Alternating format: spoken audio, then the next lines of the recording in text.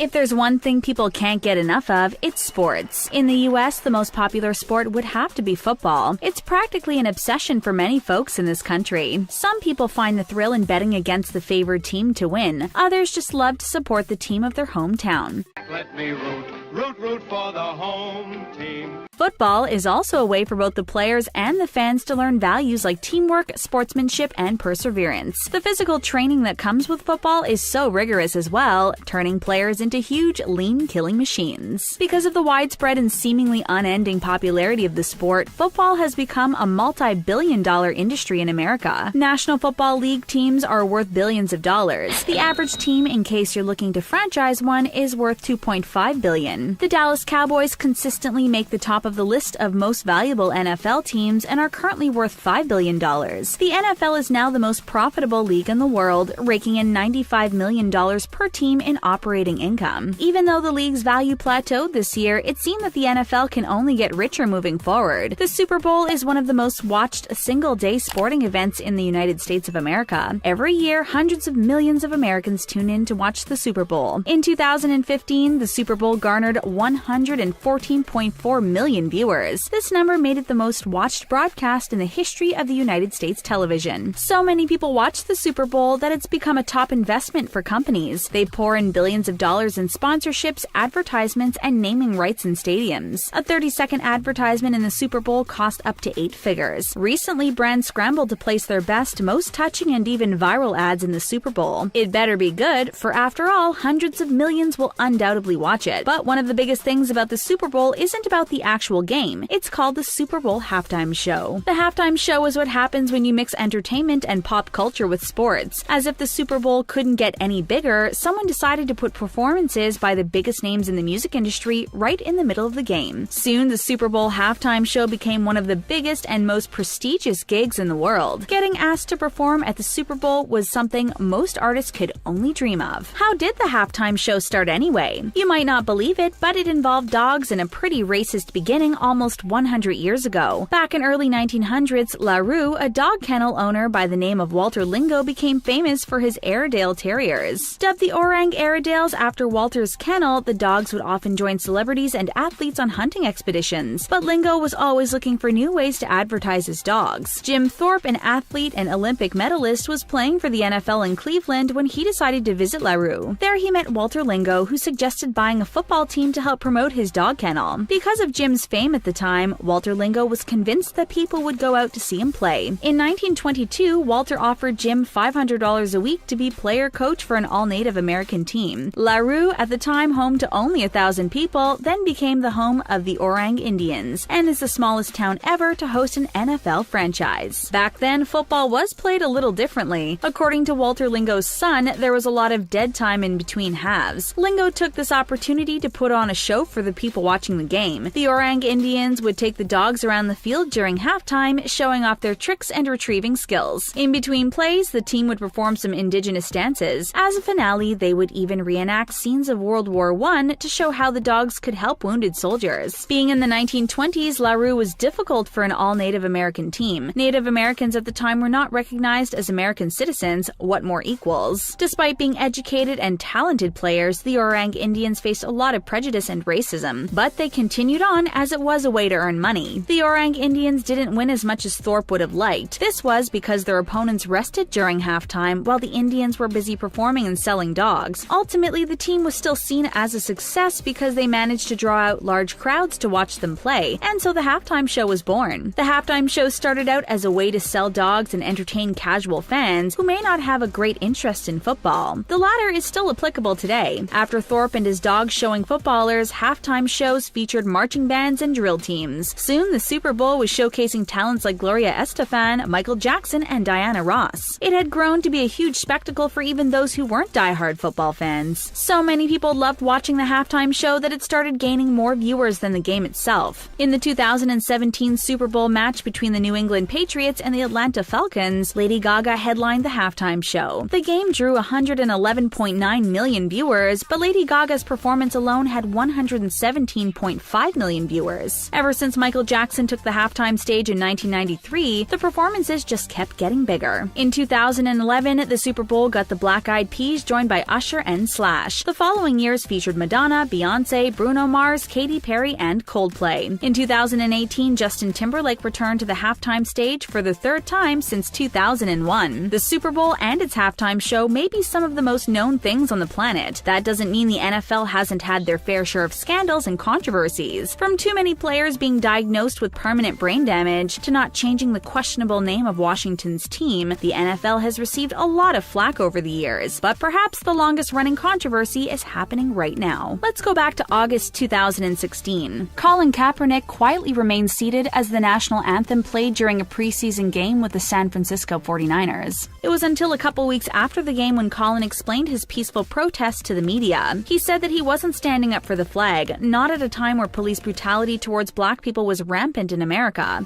Not long after that, Kaepernick changed his position to a kneeling one to show more respect for veterans. The image of Colin and other football players taking a knee while the national anthem played became iconic. There were many critics among football fans, but it wasn't until President Trump addressed the issue that it really caught fire. During a campaign rally in Alabama, Trump expressed his wish that NFL players would get fired for kneeling during the anthem. For Trump and many other critics of the protest, kneeling during the flag was a blatant act of disrespect. But for Kaepernick, it was more than the flag in football. Believe in something, even if it means sacrificing everything. The protest gained a lot more traction after Trump's comments. It even spread to other leagues, with basketball and baseball players taking a knee as well. It wasn't long before even celebrities and musicians joined in on the action. But the NFL didn't take too kindly to this protest. At the beginning, they allowed the players to do as they pleased during the anthem. But after the criticism, they changed the rules. Players on the field must stand while the national anthem plays. If they don't want to comply, they should wait in the locker room until the anthem is over. Teams with players caught kneeling or sitting on the field while the national anthem plays are fined. Now, Colin Kaepernick is not part of any NFL team.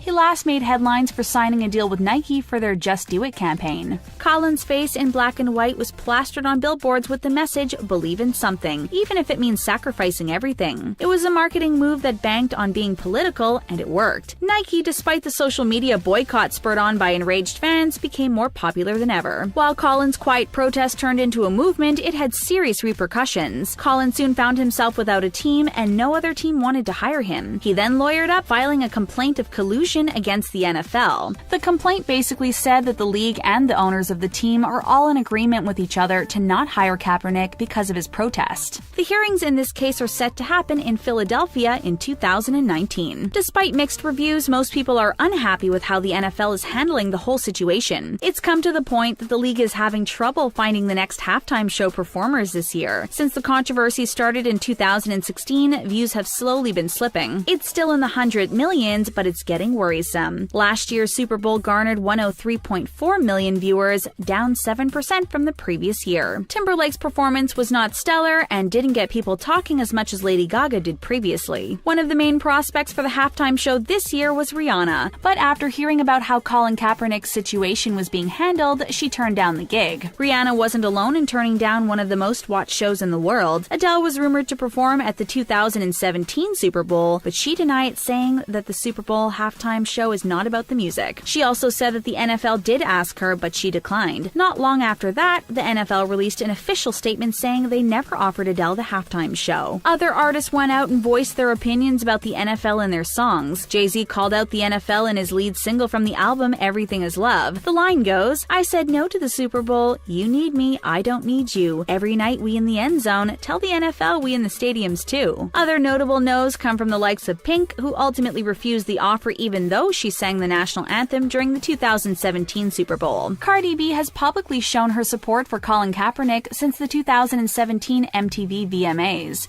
She bumped into TMZ paparazzi in February of 2018 and confirmed her stance. She won't be performing at the halftime show until Kaepernick is rehired. So far, the only one who's seemed to say yes to the NFL is Maroon 5. Since 2018, 2015, there have been on and off rumors about the band performing in this year's Super Bowl, but the league continued to have trouble finding other artists to join Maroon 5. Originally, Cardi B was supposed to join Adam Levine on stage for their song Girls Like You, but Cardi has since shut down that option. The only other prospect is none other than rapper Travis Scott. In late 2018, Travis Scott agreed to guest at the halftime show this year. His decision was met with a ton of backlash from fellow rappers in the industry, but according to Scott, he's doing the show because the NFL agreed to donate $500,000 to Dream Corps, a nonprofit that tackles social justice issues. But there was still one person who had a problem with this decision: Colin Kaepernick himself. Scott claimed that after speaking with Colin regarding taking the halftime show gig, they came out of the conversation with mutual respect and understanding. Colin's Hot 97 host girlfriend Nessa Diaz was quick to shut down the statement, saying there's no respect and no understanding for anyone who works against Kaepernick. As for now, Travis Scott and Big Boi are set to join Maroon 5 on the halftime stage on February 3rd. It seems that the NFL is in hot water with many influential people, from celebrities to other sports legends. If they don't clean up their act soon, it will only get harder and harder for them to find big names to perform at the halftime show. What do you think? Is Colin Kaepernick's protest enough reason to turn down the halftime show, or should music and politics be separated? Let us know your thoughts in the comments below. Give this video a thumbs up and don't forget to subscribe to our channel for more videos. Thanks for watching. We'll see you next time.